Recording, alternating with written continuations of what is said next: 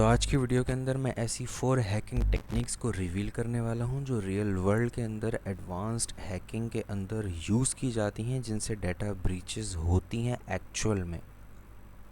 तो time waste नहीं करते, वीडियो स्टार्ट करते हैं। नंबर 1 के ऊपर हमारे पास जो टेक्निक आती है उसका नाम है पास द हैश। ये बेसिकली एक टाइप का अटैक होता है जो कि मोस्टली विंडोज़ एनवायरनमेंट्स के अंदर परफॉर्म किया जाता है।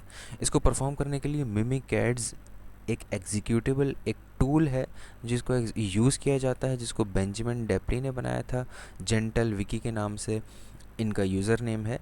इन्होंने इसको बनाया था। अब इसको विंडोज़ एनवायरनमेंट्स के अंदर यूज़ किया कैसे जाता है, तो आपको मैं बताता चलूँ। विंडोज़ एनवायरनमेंट्स के अंदर जो दुनिया के अंदर मोस्ट यूज्ड नेटवर्किंग एक इंफ्रास्ट्रक्चर है जिसको हम कहते हैं एक्टिव डायरेक्टरी। उनके अंदर होते हैं डोमेन्स, उस डोमेन्स के अंदर होते हैं डोमेन कंट्रोलर्स।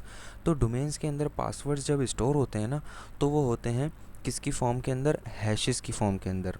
ओ सॉरी, तो वो हैशेस की फॉर्म के अंदर पासवर्ड स्टोर होते हैं। जैसे कि यहाँ पे आपको NTLM हैश एक शो हो रहा होगा।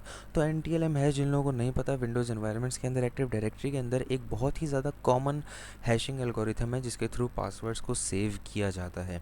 तो मिमिकैट से क्या करते हैं, उन पासवर्ड को सबसे पहले एक्सट्रैक्ट करते हैं, उसके बाद पास द हैश अटैक परफॉर्म करके किसी दूसरे यूज़र का हैश उसको डाल के उस यूज़र का फिर एक्सेस ले लिया जाता है।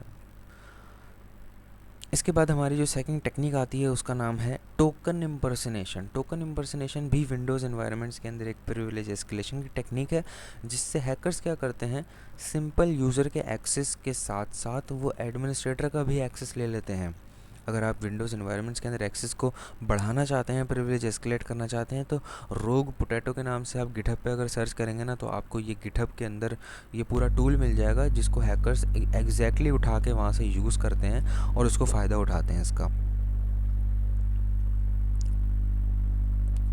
नंबर 3 टेक्निक हमारे पास आती है क्रेडेंशियल डंपिंग। इसको भी मिमिकैट्स के थ्रू परफॉर्म किया जाता है। अगर मैं यहाँ पे आपको एग्जांपल के तौर पे दिखाऊं, तो यूज़र नेम के अंदर यहाँ पे आप देख सकते हैं एडमिनिस्ट्रेटर लिखा हुआ आ रहा है और NTLM हैश उसका यहाँ पे डंप हुआ हुआ है, और इसके अलावा यूज़र नेम और उसका क्लियर टेक्स्ट में पासवर्ड आप यहाँ पे देख सकते हैं एक यूज़र का डंप हुआ हुआ है।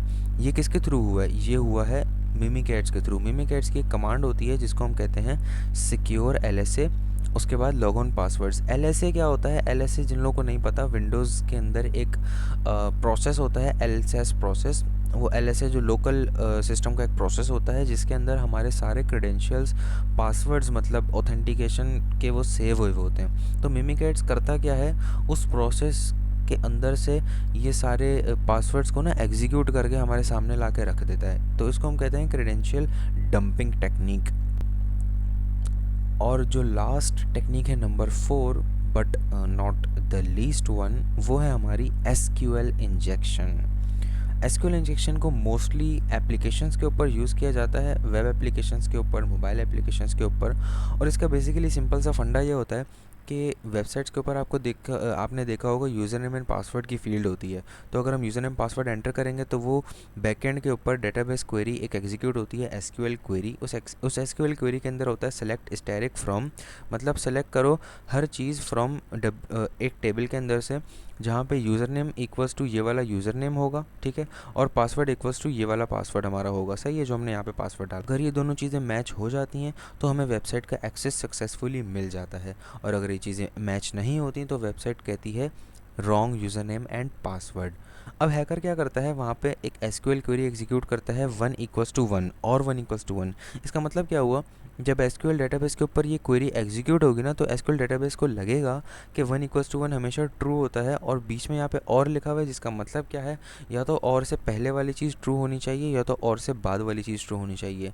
जबकि और से बाद वाली चीज़ हमारे पास ऑलवेज ट्रू है, 1 = 1, तो वहाँ पे हमें वेबसाइट का एक्सेस मिल जाएगा।